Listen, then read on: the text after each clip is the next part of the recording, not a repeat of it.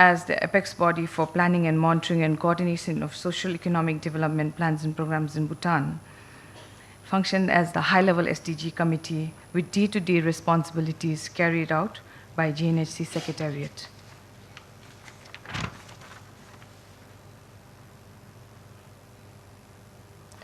And the SDG Working Committee and a VNR task force are committees put in place to ensure mainstreaming SDGs in agencies, sector plans, and programs.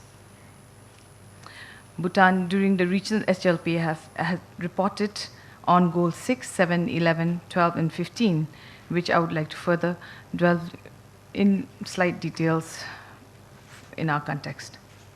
For goal 6, clean water and sanitation, Bhutan has one of the highest per capita water resource availability in the world.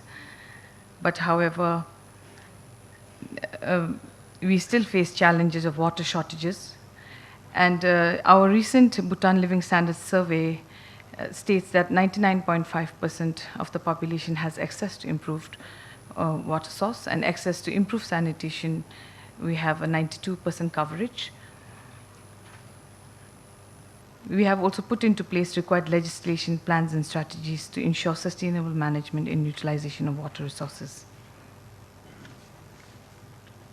However, we still face the challenge of drying of water source due to global warming and climate change, inadequate or poor infrastructure facilities, and other challenges with the growing population in the urban area especially. Under Goal 17, Bhutan is doing fairly well.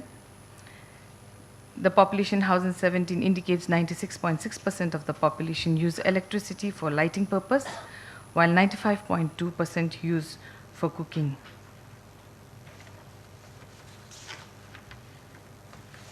And 100% units of free electricity in rural households are distributed to encourage use of electricity. Bhutan has good potential for renewable resources, but however, the cost for developing this alternate energy resources is a challenge, and high dependency of hydropower and its vulnerability to climate change also is another challenge. Sorry. Under Goal 11, 60% of home ownership has been achieved within the country, and housing policy is under formulation. Cultural heritage remains strong, and we have a good connectivity, fairly good connectivity of road network within the country, and certain policies such as the disabled-friendly construction guidelines, spatial planning bills are under formulation. Under the challenges for Bhutan under Goal 11, we have inadequate housing in urban areas and limited public transport facilities, water scarcity and water management, and increasing vehicle congestions, and still have inadequate disabled-friendly infrastructures and public spaces. We have responsible consumption.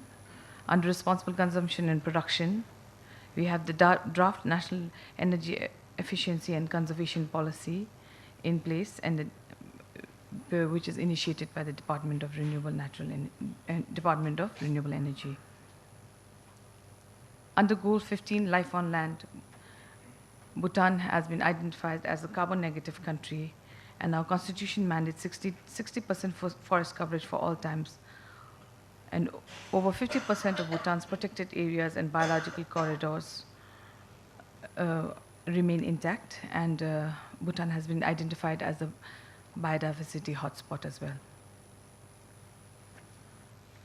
While Bhutan is on track on all the SDGs, Bhutan faces a lot of socioeconomic challenges and last mile challenges. And while Bhutan is on track on all SDG, Bhutan faces threat from climate change and disaster risk. And while Bhutan is on track on all SDGs, Bhutan faces economic vulnerabilities. In view of this, we would like to seek the support, as always, from all the development partners and Southeast Asian forum like these to help Bhutan implement SDGs planned out. Thank you. Thank you very much, Madam Sonam Soki, for highlighting the progress that Bhutan has made, and it is very heartening to hear that you just said at the end that Bhutan is on track on all the SDGs. I was really particularly, attracted by that particular statement. That is a very, very big statement. And then, of course, you highlighted last mile challenges, the social challenges, the climate trade, over-dependency, and the economic vulnerability, and all of that. And you also referred to your graduation, LDC graduation. And there are many countries on the way towards graduation. I think this is one of the major achievements of the United Nations, as well as the country themselves, that many countries for the first time are being graduated from the LDC tests, and most of them are from South Asia and the Asia Pacific region.